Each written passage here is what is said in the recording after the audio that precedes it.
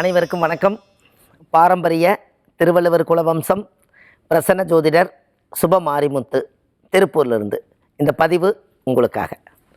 இன்றைக்கு ஒரு அற்புதமான ஆதிகால பரிகாரத்தோடு உங்களை சந்திப்பதில் ரொம்ப மகிழ்ச்சி. அதாவது ஒரு ஆதிகால பரிகார புத்தகத்தை இந்த உலகத்துக்கு நான் சமர்ப்பணம் செஞ்சுருக்கேன். அந்த புத்தகத்தில் 1736 பரிகாரம் கொண்ட ஒரு புத்தகத்தை முன்னோர்கள் எப்படியெல்லாம் வாழ்ந்தாங்க அப்படிங்கிற ஒரு விஷயத்தை பற்றி தான் இந்த புத்தகத்தில் கொடுத்துருக்கேன். அதிலிருந்து ஒரு விஷயத்தை உங்களுக்கு சொல்கிறேன். இந்த ஜாதகத்தில் எத்தனையோ மகான்கள் சித்தர்களெல்லாம் இந்த ஜோதிடத்தை கையாண்டு எத்தனையோ கோயில்களை எல்லாம் உருவாக்குறதுக்கு இந்த ஜாதகம் ஜோதிடம் எல்லாம் சப்போர்ட்டாக இருந்திருக்கு. அந்த உறுதுணையாக இருந்ததுனால தான் இன்றைக்கி இந்த ஆன்மீகம் இன்றைக்கி உலகம் பூரா இன்றைக்கி போயிட்டுருக்கு. அப்படி இருக்கும் பட்சத்தில் இந்த முடக்கு தோஷம் ஒரு ஜாதகத்தில் எங்கிருந்து பிறந்தது, அது எப்படி வளர்ந்தது அப்படின்னு தெரியணும் அல்லவா? அப்போ உங்கள் ஜாதகத்தில் இந்த முடக்கு தோஷத்தினால ஜனங்கள் எவ்வளோ கஷ்டப்படுறாங்க. இந்த ஜாதகத்தில் கர்மானா என்ன, நம்மளுடைய பூர்வ ஜென்மத்துடைய கர்மா என்ன, நம்ம அப்பா செய்த பாவம் நம்ம மகனுக்கு சேருது, அப்பாவுடைய புண்ணியம் அதுவும் நம்ம மகனுக்கு சேருது. அப்போ நாம் ஒரு தவறு இல்லாமல் நாம் செய்து வச்சுருந்தால் நம்ம புண்ணியமெல்லாம் நம்ம குழந்தைகளும் பேரம்பேத்தி அனுபவிப்பாங்க. இதைத்தான் அந்த காலத்தில் முன்னோர்கள் ஒரு பாவத்தை எல்லாம் செய்யக்கூடாது, புண்ணியத்தை தான் நம்ம இந்த பிறவி எடுத்து செய்யணும்னு சொல்லி அந்த காலத்தில் முன்னோர்கள் இதை சொல்லி வச்சுருக்காங்க. அப்போ இந்த முன்னோர்கள் எல்லாம் அந்த காலத்தில் ஒரு பாவம் செஞ்சு அவங்க மனசு உறுத்திக்கிட்டே இருக்கும். ஐயோ, நம்ம இவங்களுக்கு ஒரு துரோகம் செஞ்சிட்டோமே, இவங்களால நம்மளுக்கு ஏதாவது ஒரு கதிர்வீச்சுக்களில் நம்மளுக்கு ஏதாவது ஒரு பாவங்கள் சேர்ந்துராதான்னு சொல்லி அந்த காலத்தில் ஒரு பாவம் செய்கிறதுக்காக ரொம்ப பயப்படுவாங்க. ஏன்னா அதிகமாக அந்த பாவங்களை எல்லாம் ஸ்டோரேஜ் பண்ணி நிறையா கர்மாவை உள்வாங்கிட்டாங்கன்னா நம்ம ஜாதகத்தில் போய் ஸ்டோரேஜ் ஆயிரும். நம்ம ஜாதகத்தில் நல்ல கால திசைகள் இருக்கும், ஆனால் நம்மளால் அனுபவிக்க முடியாது. அப்போது ஒருத்தர் ஜாதகம் பார்க்க வந்தவர் சொல்கிறார், சார் என்னோடய ஜாதகத்தில் சுக்கிரன் திசை நடக்குதுங்கிறாங்க. சுக்கிரன் திசையில் நான் ரொம்ப கஷ்டப்படுறேன், வாழ்க்கையில் இது வரைக்கும் நான் சுக்கிரன் திசையில் நான் எந்த சந்தோஷத்தையுமே நான் அடையலை அப்படிங்கிறாங்க.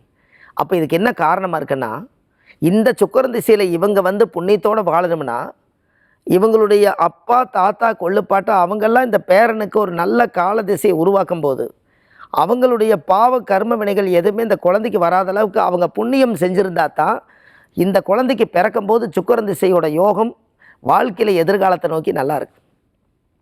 அப்போது நம்ம வந்த காலத்தில் நம்ம என்ன விதைக்கிறோமோ அதுதான் வளரும்.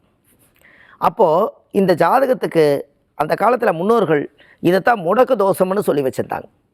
இந்த முடக்கு தோஷங்கிறது என்ன அப்படின்னா, ஒரு ஜாதகர் சூரியன் என்ற நட்சத்திரம் எதுவோ அந்த நட்சத்திரத்துக்கு ஒரு முடக்கு ராசின்னு ஒரு வீடு வரும்.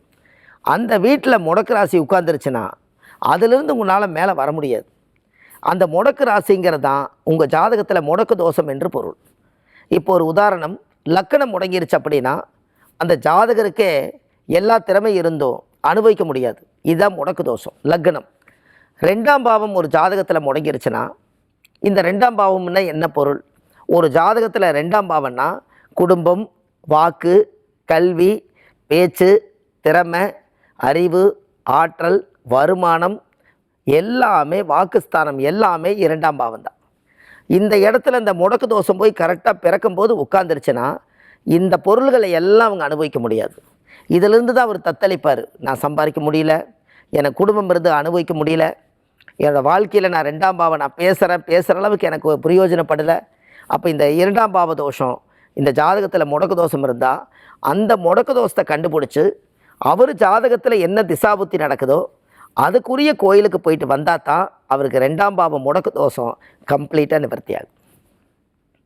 அடுத்தது 3ஆம் பாவம். இந்த 3ஆம் பாவம் என்பது சகோதர வர்க்கம், சகோதரம், தைரியம், வீரியம், கொடுக்கல் வாங்கல். 3ஆம் இடம் என்பது நம்மளுடைய ஜாதகத்தில் காது, எல்லாமே 3ஆம் பாவம் தான். ஒரு ஜாதகத்தில் பிறக்கும்போதே 3ஆம் பாவம் முடக்கு தோஷம் ஆயிடுச்சுன்னா அந்த முடக்கு தோஷத்தில் இந்த பாவம் இந்த பொருள்களை எல்லாம் அனுபவிக்க முடியாது. அப்போ அதுக்குண்டான கோயிலுக்கு போய் அந்த தோஷத்தை நிவர்த்தி செய்து அந்த 3ஆம் பாவத்தை இயக்கிட்டாங்கன்னா அதிலிருந்து அவங்களுடைய ஜாதகத்தில் எதிலிருந்து அந்த ஏக்கத்தோடு தத்தளித்தாங்களோ அந்த தோஷம் நீங்கி அவங்க வாழ்க்கை நல்லாயிருக்கும். அதுக்கு அடுத்தது 4ஆம் பாவம். 4ஆம் இடம் என்பது என்ன? தாய், வீடு, வாகனம், சுகம், இருப்பிடம், இது எல்லாமே 4ஆம் பாவம் தான். ஒரு ஜாதகத்தில் 4ஆம் பாவம் நல்லா இருந்தால் அவருக்கு சொகுசான வீடு கிடைக்கும், சொகுசு காரு கிடைக்கும், அவங்களுக்கு சந்தோஷம் நிம்மதி கிடைக்கும், தாயோட பாசம் அன்பு கிடைக்கும். இந்த 4ஆம் பாவம் முடக்கு ராசியில் இருந்துட்டா இது எல்லாம் இருக்குது, ஆனால் அவர் அனுபவிக்க முடியாது. இதுதான் 4ஆம் பாவம் முடக்கு தோஷம். அப்போ அந்த முடக்கு தோஷத்துக்கு அந்த காலத்தில் முன்னோர்கள் கோயிலை கட்டி வச்சுருக்காங்க.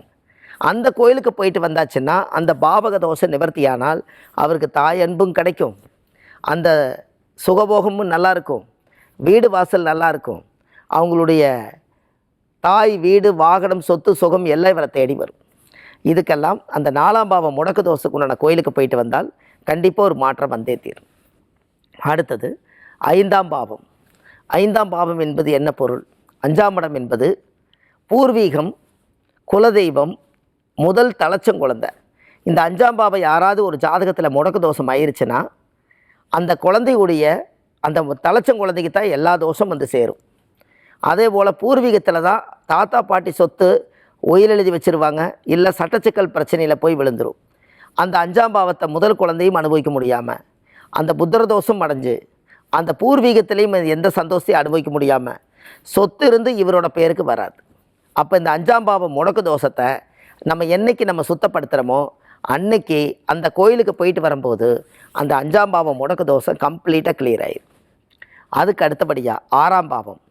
லக்னத்துக்கு 6ஆம் இடம் என்பது கடன், நோய், வழக்கு, நீண்டகால திருமண தடை. இந்த 6ஆம் இடம் கடைசியில் வெற்றி.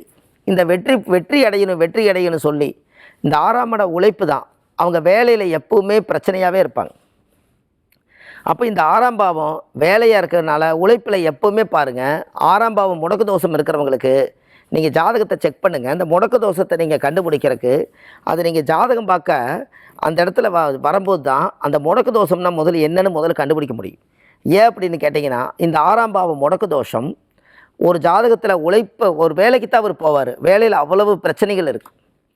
அப்போது இவருக்கு இதெல்லாம் காரணமே அந்த 6ஆம் பாவம் தான். அப்போ அந்த 6ஆம் பாவத்தை கண்டுபிடிச்சி அவருக்கு என்ன திசாபுத்தி நடக்குதோ அதுக்குரிய கோயிலுக்கு போயிட்டு வந்தாருன்னா அந்த தாக்கம் குறைஞ்சு 6ஆம் இடம் வெற்றியை நோக்கி அவர் வருவார். அடுத்தபடியாக 7ஆம் பாவம். லக்னத்துக்கு 7ஆம் பாவம் இந்த ஜாதகத்தில் இப்போ சொல்கிறேன். அப்போது இந்த ஜாதகத்துக்கு 7ஆம் பாவம் சொல்கிறதுக்கு முன்னாடி அடுத்த பதிவில் உங்களுக்கு இந்த 7ஆம் பாவத்திலிருந்து 12 பாவங்களை சொல்லி வரேன். இந்த 6 பாவகத்துக்குமே இந்த ஜாதகத்தில் இந்த முடக்கு தோஷத்தை கண்டுபிடிச்சி அந்த கோயிலுக்கு நம்ம போயிட்டு வந்தால் தானே நம்ம வாழ்க்கையில் ஒரு மிகப்பெரிய வெற்றி அடைய முடியும். ஏன்னா அந்த ஜாதகத்தில் உங்கள் முன்னோர்களுடைய சாபம் எல்லாம் நீங்கிட்டா நீங்கள் புண்ணிய ஜாதகமாக மாறிடுமல்லவா. உங்கள் ஜாதகமே புண்ணிய ஜாதகமாக உங்களால் மாற்ற முடியும். ஆனால் அந்த புண்ணியம் ஜாதகத்தை மாற்றுறதுக்கு உங்கள் ஜாதகத்தில் கர்மாவை கண்டுபிடிக்கணும். அந்த கர்மா யார், அது எங்கேருந்து அந்த கர்மம் உள்ளே வந்துச்சு, அதை கண்டுபிடிச்சி அதை உடைச்சி எந்த கடவுளை போய் வழிபட்டால் அந்த தோஷ நிவர்த்தியாகுங்கிறத நம்ம தெரிஞ்சுக்கணும். இதெல்லாம் ஆதிகால பரிகார புத்தகத்தில் இந்த உலகத்துக்காக நிறைய கொடுத்துருக்கேன். இதெல்லாம் இந்த புத்தகம் உங்களுக்கு ஆன்லைன்லேயே கிடைக்கிது. நீங்கள் கண்டிப்பாக வாங்கி பலனடையலாம். நம்மளை சந்திக்கணும், ஜோதிடம் பார்க்கணும், பிரசனம் பார்க்கணும், ஆன்லைனில் ஜாதகம் பார்க்கணும், ஜோதிடம் பார்க்கணும்னா நம்ம சென்னையில் வடபழனியில் சென்னையிலேயே ஆஃபீஸ் வச்சுருக்கோம். தெப்பக்குளம் பக்கத்துலேயே நம்மளோட அலுவலகம் இருக்குது. சனி, ஞாயிறு, திங்கள் இந்த 3 தினங்கள் நம்ம ஜோதிடம் சென்னையிலே பார்க்குறோம். மற்ற தினங்களில் பூலுவவட்டி சிக்னலில் நம்ம இந்த ஜோதிடம் பார்க்குறோம். இந்த மாதிரி ஜாதகம் பார்த்து உங்களுடைய முடக்கு தோஷத்தெல்லாம் கண்டுபிடிச்சி அதுக்குரிய கோயிலை கொடுத்து அந்த கோயிலுக்கு போயிட்டு உங்களுடைய அசுர வளர்ச்சியை நீங்களே பார்க்க முடியும். இப்படியெல்லாம் உங்களோட வாழ்க்கையில் இந்த கர்மாவை நிவர்த்தி செய்யறதுக்காக இந்த பரிகாரத்தை உங்களுக்கு மக்களுக்காக கொடுக்குறேன். சுப மாரிமுத்து. வாழ்வது ஒரு முறை, வாழ்த்தட்டும் தலைமுறை. நன்றி, வணக்கம்.